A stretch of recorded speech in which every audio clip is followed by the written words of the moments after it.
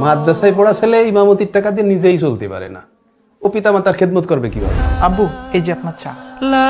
আব্বু চা কেমন হয়েছে? অনেক সুন্দর হয়েছে আব্বাজান। চাকরির জন্য তুমি কি আর ঢাকায় যাবে না? আপনাকে ছেড়ে দূরে থাকতে একটু ভালো লাগে। আমার কাছে আপনার খেদমতই বড় চাকরি।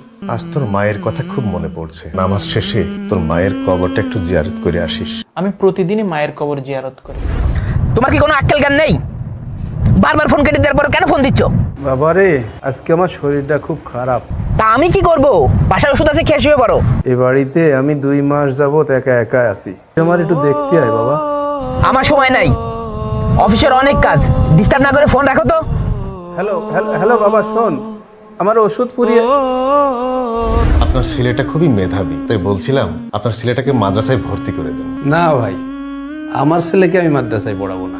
আমার স্বপ্ন আমার ছেলে ইঞ্জিনিয়ার হবে। আপনি তো ছেলেকে দিয়ে শুধুই দুনিয়া অর্জনের স্বপ্ন দেখছেন, কিন্তু মাদ্রাসায় পড়ালে পিতামাতার খেদমত ও পরকাল অর্জন করতেন। মাদ্রাসায় পড়া ছেলে ইমামতির টাকা দিয়ে নিজেই চলতে পারে না, ও পিতামাতার খেদমত করবে কিভাবে? ভাই, আপনি কি কখনো দেখেছেন কোনো আলেমের পিতা বৃদ্ধাশ্রমে বা অবহেলায় আছে? তা হঠাৎ কি মনে করে? রিয়াদকে দিয়ে কিছু ওষুধ কিনাতে পাঠাবো, এই জন্য আসলাম। কি ওষুধ আঙ্কেল?